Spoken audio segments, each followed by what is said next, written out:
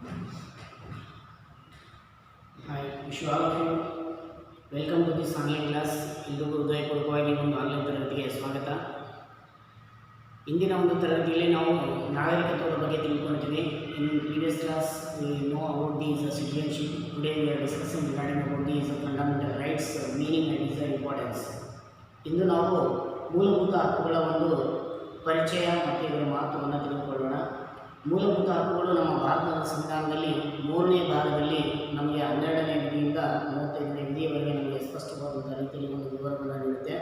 In our constitution part of 3 12 is a 35 article will be giving for us as a briefly information, but while you are reading them in your textbook is a 42 till is a 32 article as written is a briefly is about these information. ಯಾಕಂದರೆ while you are textbook ನೀವು ಓದುವಂಥ ಸಮಯದಲ್ಲಿ ನಿಮಗೆ 14ರಿಂದ 32ನೇ ವಿಧಿಯವರೆಗೆ ಭಾಳ ಸ್ಪಷ್ಟವಾದಂಥ ರೀತಿಯಲ್ಲಿ ನಮಗೆ ಯಾವ್ಯಾವ ವಿಧಿಗಳು ಏನೇನು ನಮಗೆ ಮಹತ್ವವನ್ನು ನೀಡುತ್ತೆ ಅನ್ನೋದ್ರ ಬಗ್ಗೆ ಮಾಹಿತಿಯನ್ನು ನೀಡಿದೆ.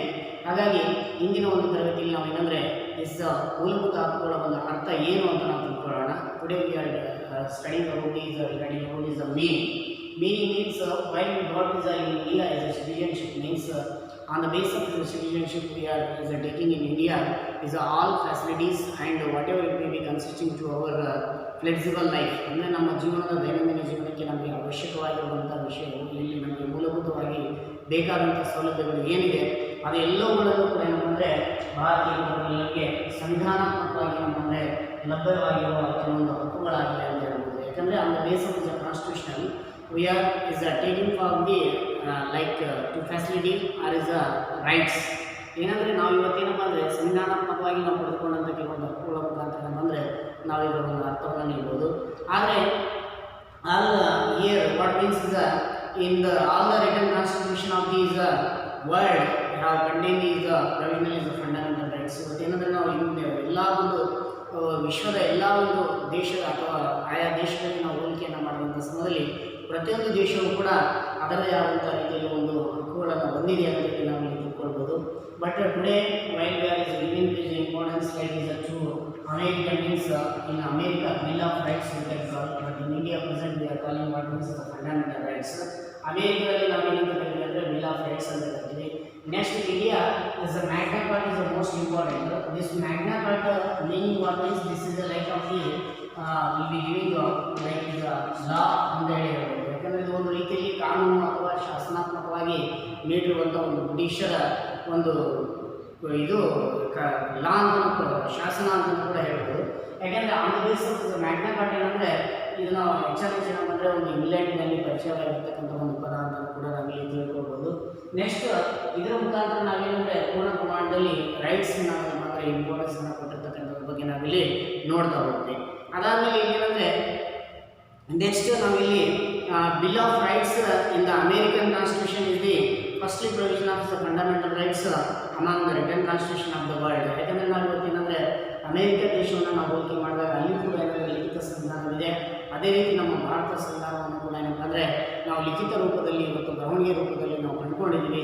ಹಾಗಾಗಿ ಇದರಿಂದ ಇಲ್ಲಿ ಲಿಖಿತವಾಗಿರ್ತಕ್ಕಂಥ ಕೆಲವೊಂದು ಶಾಸನಾತ್ಮಕ ವಿಷಯಗಳೇನಿದೆಯಲ್ಲ ಎಲ್ಲ ಪೌರರಿಗೂ ಇಲ್ಲಿ ಒಂದು ಸ್ವತಂತ್ರವಾದಂಥ ರೀತಿಯಲ್ಲಿ ತಮ್ಮ ದೈನಂದಿನ ಒಂದು ಜೀವನದಲ್ಲಿ ಬರುವಂಥ ಎಲ್ಲ ಒಂದು ಸಮಸ್ಯೆಗಳಿಗೆ ಅನುಗುಣವಾಗಿ ತನ್ನ ಒಂದು ಭದ್ರತೆಯನ್ನು ಕಾಪಾಡಿಕೊಳ್ಳೋದಕ್ಕೆ ಮೂಲಭೂತವಾಗಿ ಏನಂದರೆ ಸಾಮಾನ್ಯವಾಗಿ ಹಕ್ಕುಗಳು ಪ್ರತಿಯೊಬ್ಬ ಮನುಷ್ಯನಿಗೂ ಬೇಕು ಅನ್ನೋದ್ರ ಬಗ್ಗೆ ನಮಗೆ ಇಲ್ಲಿ ಸ್ಪಷ್ಟವಾದಂಥ ಮಾಹಿತಿಯನ್ನು ನೀಡುತ್ತದೆ. In our constitution what means is a human being of life here is everyone has to take is sufficient or is flexible life means all need for is the rights, because on the basis of the rights are on the basis of the constitutional we are taking what means is a cheerful life, and then we are is enjoying with rights and whatever it may be consisting of these in written constitution like power or whichever it may be like shape of the human being of life, those all will be consisting what means is for the sector of life. Then here citizens in our constitution part of 3 is the fundamental rights regarding about we can provide is a brief information. Then these rights is a fundamental for these following some reasons.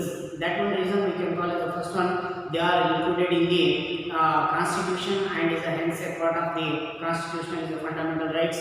That one you can call as the basic of the law of the land, because here is the basic of the land what means while we have to do something in our nation or in our India or in our country, we have to be like is a continue our work life is a sufficient or is a flexible or is a cheap leave. We have to enjoy with our rights means is the most important for us is what means on the constitution based what it has given for us is like is the rights that one we can call fundamental things. Next, incorporation of this constitution gives them is a higher status than is ordinary law. But here is a similarly person also can enjoy with the rights.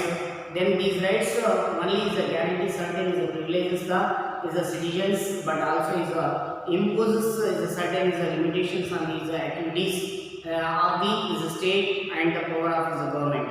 And on the basis of the government or in the state or in our country has given to us is briefly what means to secure of life means with the government also we can whatever it may be our measure if any like is a problem since ours on the basis of the aspiration we can take from the government is a briefly what means is secure or is a briefly is information then on the basis of the aspirations so we can take from government what means is secure. ಯಾಕಂದರೆ ಇವತ್ತು ನಾವು ಸಂವಿಧಾನಾತ್ಮಕವಾಗಿ ನಾವು ನೋಡಿದಾಗ ಪ್ರತಿಯೊಬ್ಬ ಮನುಷ್ಯನು ಕೂಡ ಏನಂದರೆ ತನ್ನ ಭದ್ರತೆಯನ್ನು ವಹಿಸ್ತಾನೆ, ಆಮೇಲೆ ತನ್ನ ಸ್ವತಂತ್ರ ಮತ್ತು ತನ್ನ ಸಮಾನತೆ ತನ್ನ ಸಾಮಾಜಿಕವಾಗಿ ತಾನೇನಂದರೆ ತನ್ನ ಜೀವನವನ್ನು ನಿರ್ವಹಣೆಯನ್ನು ಮಾಡ್ಕೊಂಡು ಹೋಗಬೇಕಾದ್ರೆ ಆತನಿಗೆ ಏನು ಅವಶ್ಯಕತೆ ಇದೆ ಆ ಅವಶ್ಯಕತೆಗೆ ಆಧಾರವಾಗಿರ್ತಕ್ಕಂಥ ಕೆಲವೊಂದು ವಿಷಯಗಳೇನೆಂದರೆ ಇವತ್ತಿನ ಒಂದು ರಾಜ್ಯ ಅಥವಾ ಸರ್ಕಾರಗಳು ಕೂಡ ಏನಂದರೆ ಪೂರ್ಣ ಪ್ರಮಾಣದಲ್ಲಿ ಭದ್ರತೆಯನ್ನು ನೀಡುವುದರೊಂದಿಗೆ ಪೂರ್ಣ ಪ್ರಮಾಣದ ಒಂದು ವ್ಯಕ್ತಿಯ ಒಂದು ನೈಜ ಬೆಳವಣಿಗೆಗೆ ಒಂದು ಮಹತ್ವವನ್ನು ನೀಡುವಂಥದ್ದು ಯಾವುದಂದರೆ ಮೂಲಭೂತ ಹಕ್ಕುಗಳಂತ ಕೂಡ ನಾವು ಹೇಳ್ಬೋದು. ಅದಾದಮೇಲೆ ಇಲ್ಲಿ ನಮಗೆ on the base of legislature and executive body ಯಾಕಂದರೆ ಇವತ್ತು ನಮಗೆ ಶಾಸಕಾಂಗ ಮತ್ತು ಇಲ್ಲಿರುವಂಥ ಒಂದು ಕಾರ್ಯಾಂಗ ಒಂದು ವಿಷಯಗಳು ಏನಿದೆ ಇವತ್ತು ಸರ್ಕಾರದಲ್ಲಿ ನಾವು 3 ಮುಖ್ಯಾಂಗಗಳನ್ನು ನಾವು ನೋಡ್ತೀವಿ. ಯಾವುದು ಇಲ್ಲಿ ನಾವು ಶಾಸಕಾಂಗ ಕಾರ್ಯಾಂಗ ಮತ್ತು ನ್ಯಾಯಾಂಗವನ್ನು ನೋಡ್ತೀವಿ. ಹಾಗೆ ಗೌರ್ಮೆಂಟ್ ಆಫ್ ಆರ್ಗನ್ಸ್ ಒಳಗಡೆ ಇರುವಂಥ ಕೆಲವೊಂದು 3 ಆರ್ಗನ್ಸ್ ಫಾರ್ ಎಕ್ಸಾಂಪಲ್ ಲೆಜಿಸ್ಲೇಚರ್ ಆಗಿರ್ಬೋದು, ಎಕ್ಸಿಕ್ಯೂಟಿವ್ ಆಗಿರ್ಬೋದು, ಆಗ ಜುಡಿಷಿಯರಿ ಆಗಿರ್ಬೋದು. ಈ ಒಂದು ಮುಖಾಂತರ ಏನಂದರೆ ನಾವು ಇಲ್ಲಿ ಈ ಎಲ್ಲ ಒಂದು ನ್ಯಾಯಾಂಗದ ಮುಖಾಂತರ ನಾವು ರಕ್ಷಣೆಯನ್ನು ಪಡಿತೀವಿ. ಆದರೆ ಶಾಸನಗಳು ಶಾಸಕಾಂಗದಲ್ಲಿ ಆದರೆ ಕಾರ್ಯಾಂಗದಲ್ಲಿ ಏನಂದರೆ ಕಾರ್ಯಗಳು ಒಂದು ರೀತಿಯಲ್ಲಿ ನಮ್ಮಂದರೆ ಕಾರ್ಯರೂಪಕ್ಕೆ ತರುವುದರ ಮೂಲಕ ಒಂದು ಮನುಷ್ಯನ ಹ್ಯೂಮನ್ ಬೀಯಿಂಗ್ ಆಫ್ ಲೈಫನ್ನು ಸೆಕ್ಯೂರ್ ಕೊಡೋದ್ರ ಜೊತೆಗೆ ಎಲ್ಲ ಅವರಿಗೂ ಆಲ್ ಸಿಟಿಜನ್ಸ್ ಏನಪ್ಪ ಅಂದರೆ ಒಂದು ರೀತಿಯಲ್ಲಿ ಅನುಭವಿಸುವಂಥ ಅಥವಾ ಸಾಮಾಜಿಕವಾಗಿ ಸಮಾನತೆ ಅಥವಾ ಪೂರ್ಣ ಪ್ರಮಾಣದಲ್ಲಿ ತನ್ನ ಸ್ವತಂತ್ರವನ್ನು ಇಲ್ಲಿ ಅನುಭವಿಸೋದಕ್ಕೆ ಅವಕಾಶವನ್ನು ಮಾಡಿಕೊಡುವಂಥದ್ದು ಯಾವುದು ಅಂದರೆ ಇಲ್ಲಿ ಫಂಡಮೆಂಟಲ್ ರೈಟ್ಸ್ ಅಂತೇಳಿ ನಾವಿಲ್ಲಿ ಹೇಳಲಾಗ್ತದೆ. ಫೈನಲಿ ನಾವು ಹೇಳಬೇಕಾದ್ರೆ regarding about the is a fundamental rights the citizens can move the is a judiciary to get the is a rights and is a restore in the event of the violation by the government ಅಂತ ಹೇಳುತ್ತೆ. ಯಾಕಂದರೆ ಈ fundamental rights it's like a fundamental they are not is a absolute all the rights is provided in the constitution can be is subject to is various is a restrictions on the grounds of is a public good, then is a morality, then is a interest of the right, interest of the state. Next is the fundamental rights can be is suspended is during the emergency time. That one is the fundamental rights is absolutely is essentially for the development of the personality of the individual and make his life is a work of his living. ಯಾಕಂದರೆ is emergency ಟೈಮಲ್ಲಿ ಏನಂದರೆ ಕೆಲವೊಂದು fundamental ರೈಟ್ಸನ್ನು ಏನಂದರೆ ಇಲ್ಲಿ ನಾವು ತಿದ್ದುಪಡಿ ಮಾಡಲಾಗ್ತದೆ. ಯಾಕಂದರೆ ಆ ಒಂದು ತಿದ್ದುಪಡಿ ಮುಖಾಂತರ ಏನಂದರೆ ಮನುಷ್ಯನ ಸ್ವತಂತ್ರಕ್ಕೆ ಯಾವುದೇ ರೀತಿಯಿಂದ ಧಕ್ಕೆ ಬರದೆ ಆತನ ನೈಜ ಅಭಿವೃದ್ಧಿಗೆ ಒಂದು ಆದ್ಯತೆಯನ್ನು ಕೊಡುವಂಥ ಕೆಲಸ ಏನಪ್ಪ ಅಂದರೆ ನಾವಿಲ್ಲಿ ಕೆಲವೊಂದು ಸಂವಿಧಾನಾತ್ಮಕದ ಒಂದು ಸರ್ಕಾರದ ಮುಖಾಂತರ ನಾವಿಲ್ಲಿ ತಿಳ್ಕೊಳ್ಳಾಗ್ತದೆ ಅಂತ ಹೇಳ್ಬೋದು. ಆದರೆ ನಮ್ಮ ಸಂವಿಧಾನದಲ್ಲಿ ಕೆಲವೊಂದು ಸಮಯದಲ್ಲಿ ನಾವು ನಮ್ಮ ಒಂದು ಮೂಲಭೂತ ಹಕ್ಕುಗಳಿಗೆ ಯಾವುದೇ ರೀತಿಯಿಂದ ಚ್ಯುತಿ ಬಂದಾಗ ಅಲ್ಲಿ ಏನಂದರೆ ನಮಗೆ ನ್ಯಾಯಾಂಗ ರಕ್ಷಣೆಯನ್ನು ಒದಗಿಸ್ತದೆ. ಆದರೆ ಕೆಲವೊಂದು ಹಕ್ಕುಗಳು ನಮ್ಮ ಜೀವನಕ್ಕೆ ಏನಾದರೆ ನಮ್ಮನ್ನು ಪೂರ್ಣ ಪ್ರಮಾಣದಲ್ಲಿ ಅಡೆತಡೆಯನ್ನು ಉಂಟು ಮಾಡ್ತಾ ಇದ್ದಾವೆ ಅಂದರೆ ಆ ಒಂದು ಹಕ್ಕುಗಳಿಗೆ ಅನುಗುಣವಾಗಿ ಅವುಗಳನ್ನು ತಿದ್ದುಪಡಿ ಮಾಡುವುದರ ಮುಖಾಂತರ ಏನಂದರೆ ಪೂರ್ಣ ಪ್ರಮಾಣದಲ್ಲಿ ಮನುಷ್ಯನ ಒಂದು ನೈಜ ಜೀವನಕ್ಕೆ ಅಥವಾ ಒಂದು ಆತನ ಒಂದು ಅಭಿವೃದ್ಧಿಗೆ ಆದ್ಯತೆಯನ್ನು ಕೊಡುವಂಥ ಕೆಲಸ ಫಂಡಮೆಂಟಲ್ ರೈಟ್ಸ್ ಮಾಡುತ್ತೆ ಅಂತಲೂ ಕೂಡ ಹೇಳ್ಬೋದು. ಆಮೇಲೆ ಇದರ ಒಂದು ಸ್ವಭಾವ ನೋಡಿದಾಗ ನಮ್ಗೆ ಏನು ಅನಿಸ್ತದೆ ಅಂದರೆ ಫಂಡಮೆಂಟಲ್ ರೈಟ್ಸ್ ಒಳಗಡೆ ನಾವು ಜನರಲ್ ಪ್ರೊವಿಷನ್ಸ್ ಅಂದರೆ ಸಾಮಾನ್ಯವಾಗಿರುವಂಥ ಕೆಲವೊಂದು ಅಂಶಗಳನ್ನು ನಾವು ಇಲ್ಲಿ ಪಡ್ಕೊಂಡಿದ್ದೀವಿ ಅಂತ ಹೇಳ್ಬೋದು. ಅದರಲ್ಲಿ ನಾವೇನಪ್ಪ ಅಂದರೆ article 12, 13, 33 and 34, 35 by specific rights ಅಂತಲೂ ಕೂಡ ನಾವಿಲ್ಲಿ ಕರೆಯಲಾಗ್ತದೆ. ಅದಾದಮೇಲೆ ಏನಂದರೆ ಜನರಲ್ ಪ್ರೊವಿಷನ್ಸ್ ಒಳಗಡೆ ನಾವು ನೋಡಿದಾಗ 12th article will be giving us a brief information ಏನಪ್ಪ ಅಂದರೆ state is include the government ಅಂತ ಹೇಳುತ್ತೆ. ಅದಾದಮೇಲೆ ಏನಪ್ಪ ಅಂದರೆ 13 article prohibits the state from is making any law and taking away or is arbitrating the rights in part of 3 ಅಂತ ಹೇಳುತ್ತೆ. ಇಲ್ಲಿ ಏನಂದರೆ 13ನೇ ಆರ್ಟಿಕಲ್ ನಾವು ನೋಡ್ತಾ ಹೋದಾಗ ನಮ್ಮ ರಾಜ್ಯದಲ್ಲಿ ಯಾವುದೇ ಒಂದು ಏನಪ್ಪ ಅಂದರೆ ನಾವು ಶಾಸನವನ್ನು ನಾವು ರೂಪಿಸುವಂಥ ಸಮಯದಲ್ಲಿ ನಮಗೆ ಪೂರ್ಣ ಪ್ರಮಾಣದಲ್ಲಿ ಏನಂದರೆ ಒಬ್ಬ ವ್ಯಕ್ತಿಯ ಒಂದು ನೈಜ ಜೀವನಕ್ಕೆ ಆತನ ಹಕ್ಕುಗಳಿಗೆ ಏನಪ್ಪ ಅಂದರೆ ಒಂದು ರಕ್ಷಣೆಯನ್ನು ಕೊಡುವುದರ ಜೊತೆಗೆ ಆತನ ಸ್ವತಂತ್ರಕ್ಕೆ ಯಾವುದೇ ರೀತಿಯಿಂದ ಧಕ್ಕೆ ಬರದೆ ಆತನ ಜೀವನ ನಿರ್ವಹಣೆಗೆ ಒಂದು ಪೂರ್ಣ ಪ್ರಮಾಣದಲ್ಲಿ ಭದ್ರತೆಯನ್ನು ಕೊಡುವಂಥ ಕೆಲಸ ಮೂಲಭೂತ ಹಕ್ಕುಗಳು ನಮಗೆ ಸಂವಿಧಾನದಲ್ಲಿ ಏನಪ್ಪ ಅಂದರೆ ತುಂಬ ಅತ್ಯವಶ್ಯಕವಾಗಿದ್ದಾವೆ ಅಂತ ಹೇಳ್ಬೋದು. ಅದಾದಮೇಲೆ ರಾಜ್ಯದ ಒಂದು ಸರ್ವಾಧಿಕಾರವನ್ನು ನಿಯಂತ್ರಿಸುವ ಮೂಲಕ ವ್ಯಕ್ತಿ ಸ್ವಾತಂತ್ರ್ಯ ಮತ್ತು ಹಕ್ಕುಗಳನ್ನು ಇದು ರಕ್ಷಿಸ್ತದೆ ಅಂತ ಹೇಳ್ಬೋದು. ಅದಾದಮೇಲೆ ಇಲ್ಲಿ ನಮಗೆ ಇವುಗಳು ರಾಜ್ಯದ ಆಕ್ರಮಣದಿಂದ ಪ್ರಜೆಗಳು ಸ್ವಾತಂತ್ರ್ಯವನ್ನು ರಕ್ಷಿಸ್ತವೆ. ಆಮೇಲೆ ಇವುಗಳು ಶಾಸಕಾಂಗ ಮತ್ತು ಕಾರ್ಯಾಂಗದ ನಿರಂಕುಶತೆಯನ್ನು ಮಿತಿಗೊಳಿಸ್ತವೆ ಅಂತ ಹೇಳ್ಬೋದು. ಯಾಕಂದರೆ ಇಲ್ಲಿ ನಮ್ಗೆ ಏನಂದರೆ ಶಾಸಕಾಂಗ ಮತ್ತು ಕಾರ್ಯಾಂಗ ಇವೆರಡೂ ಕೂಡ ಏನಂದ್ರೆ ಮುಖ್ಯವಾದ ಒಂದು ಶಾಸಕಾಂಗ ಶಾಸನಗಳನ್ನು ರಚನೆ ಮಾಡಿದರೆ ಕಾರ್ಯಾಂಗ ಕಾನೂನುಗಳನ್ನು ಕಾರ್ಯಕ್ಕೆ ತರುತ್ತೆ ಅಂತ ಹೇಳ್ತೀವಿ. ಆದರೆ ಇಲ್ಲಿ ಒಂದು ಆಸ್ಪಿರೇಷನ್ಸ್ ಪೀಪಲ್ ಆಸ್ಪಿರೇಷನ್ಸ್ ಏನಿದೆ, ಜನರ ಆಕಾಂಕ್ಷೆಗಳು ಏನಿದ್ದಾವೆ ಅದಕ್ಕೆ ಸಂಬಂಧಪಟ್ಟಾಗಿ ಪೂರ್ಣ ಪ್ರಮಾಣದಲ್ಲಿ ಅಧ್ಯಯನ ಮಾಡೋದ್ರ ಜೊತೆಗೆ ಏನಪ್ಪ ಅಂದರೆ ಅವರನ್ನು ರಕ್ಷಿಸುವಂಥ ಕೆಲಸವನ್ನು ಕೂಡ ನಮಗೆ ಇಲ್ಲಿ ತೋರಿಸ್ತದೆ ಅಂತಲೂ ಹೇಳ್ಬೋದು. ಹಾಗಾಗಿ ವ್ಯಕ್ತಿಯ ಆಳ್ವಿಕೆ ಬದಲಾಗಿ ಮೂಲಭೂತ ಹಕ್ಕುಗಳು ಏನಂದರೆ ಕಾನೂನಿನ ಆಧಿಪತ್ಯವನ್ನು ಸ್ಥಾಪಿಸುವ ಉದ್ದೇಶವನ್ನು ಹೊಂದಿರ್ತವೆ ಅಂತಲೂ ಕೂಡ ಹೇಳ್ಬೋದು. ಯಾಕಂದರೆ ಇಲ್ಲಿ on the base of law only is implement ನಮಗೆ ಮುಖ್ಯವಾಗಿರ್ತದೆ. ಆದರೆ ಇಲ್ಲಿ ಏನಪ್ಪ ಅಂದರೆ ಪೂರ್ಣ ಪ್ರಮಾಣದಲ್ಲಿ ಯಾವುದೇ ರೀತಿಯಿಂದ ಏನಂದರೆ ಇಲ್ಲಿ ಒಂದು ಮೂಲಭೂತ ಹಕ್ಕುಗಳು ವ್ಯಕ್ತಿಗಳ ಆಳ್ವಿಕೆ ಬದಲಾಗಿ ಏನಪ್ಪ ಅಂದರೆ ಲೈಕ್ ಇಸ್ ರೂಲರ್ಸ್ ಬದಲಾಗಿ ಇಲ್ಲಿ ಆನ್ ದ ಬೇಸ್ ಆಫ್ ಏನಪ್ಪ ಅಂದರೆ constitutional fundamental rights will be securing of human being of life ಅಂತ ಹೇಳ್ಬೋದು. ಅದಾದಮೇಲೆ ನಮಗೆ ಇಲ್ಲಿ ಮುಖ್ಯವಾಗಿ ಏನಂದರೆ ಮೂಲಭೂತ ಹಕ್ಕುಗಳು ಪ್ರತಿಯೊಬ್ಬ ವ್ಯಕ್ತಿಗೂ ತನ್ನಲ್ಲಿ ಒಂದು ಸೂಕ್ತವಾಗಿರುವಂಥ ಒಂದು ಪ್ರತಿಭೆಯನ್ನು ಅಭಿವೃದ್ಧಿಗೊಳಿಸಲಿಕ್ಕೆ ಹಾಗೂ ಆರ್ಥಿಕವಾಗಿ, ರಾಜಕೀಯವಾಗಿ, ಸಾಮಾಜಿಕವಾಗಿ ಮತ್ತು ಧಾರ್ಮಿಕವಾಗಿ ಪ್ರಗತಿ ಹೊಂದಲಿಕ್ಕೆ ಹಕ್ಕುಗಳು ತುಂಬ ಅವಶ್ಯಕ ಅಂತಲೂ ಕೂಡ ಹೇಳ್ಬೋದು.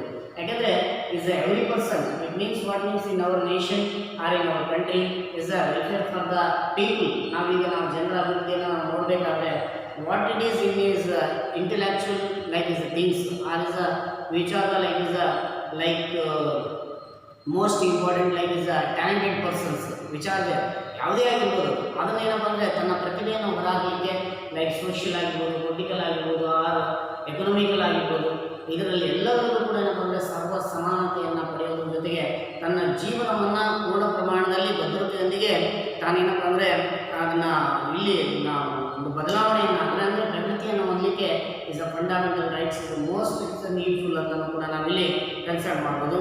ಹಾಗಾಗಿ JS ಮಿಲ್ ಏನಪ್ಪ ಅಂದರೆ ಒಂದು ಮಾತನ್ನು ಹೇಳ್ತಾರೆ, ವ್ಯಕ್ತಿ ಸ್ವಾತಂತ್ರ್ಯದ ಪ್ರತಿಪಾದಕರಾಗಿರ್ತಕ್ಕಂಥ JS ಮಿಲ್ ಅವರು ಏನಂದರೆ ತನ್ನ ಮನಸ್ಸು ಹಾಗೂ ದೇಹದ ಮೇಲೆ ವ್ಯಕ್ತಿಯು ಸಾರ್ವಭೌಮನು ಎಂದು ಸಾರಿದ್ದಾರೆ.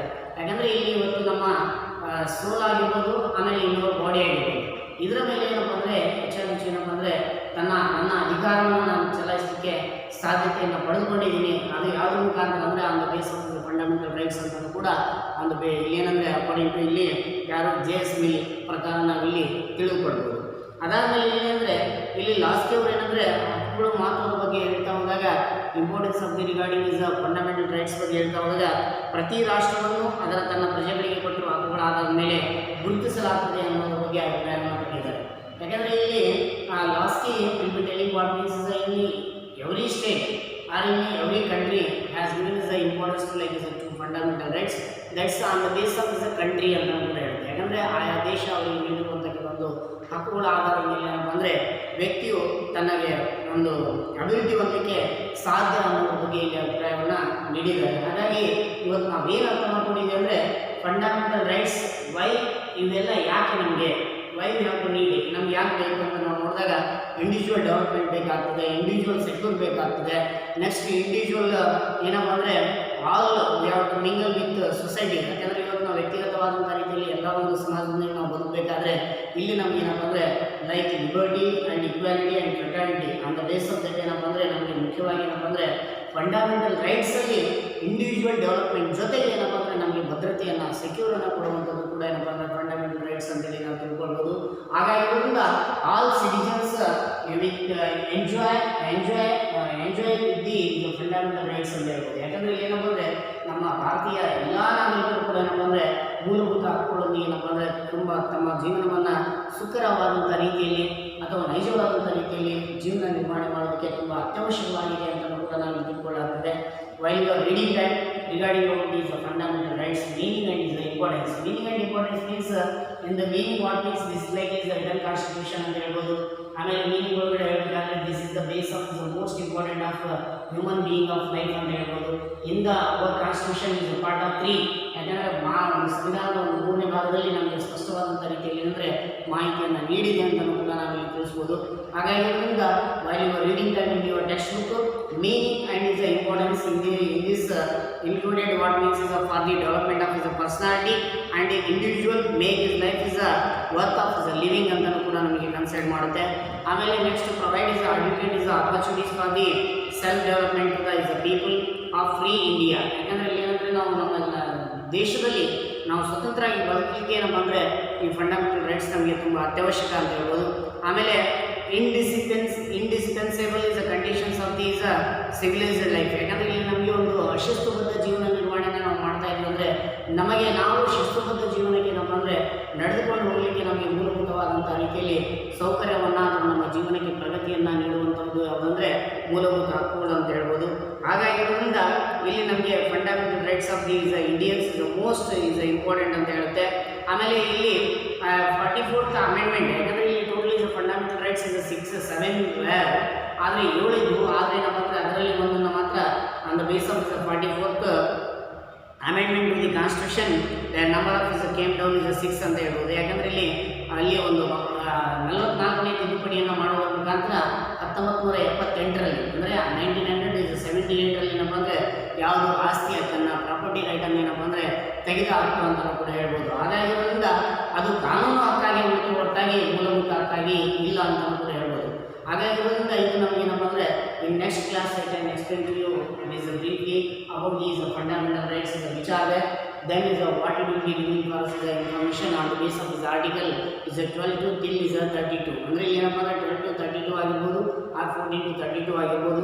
ನಮಗೇನಪ್ಪ ಅಂದರೆ ಬ್ರೀಫ್ಲಿ ಇನ್ಫಾರ್ಮೇಷನ್ ಏನು ಕೊಡುತ್ತೆ ಅನ್ನೋದ್ರ ಬಗ್ಗೆ in your text book also is a chart is there. That regarding about the chart will be giving for you is a briefly information. Then whatever it may be while you are reading that you didn't understand means once again you can ask and from me you can take is a briefly information. All the best for you. Good day to you. Okay, it's today is a class for you is a meaning and is the importance regarding about this you didn't understand means once again you can ask and take from me is a by phone is a briefly information. Good day to you all. Be happy.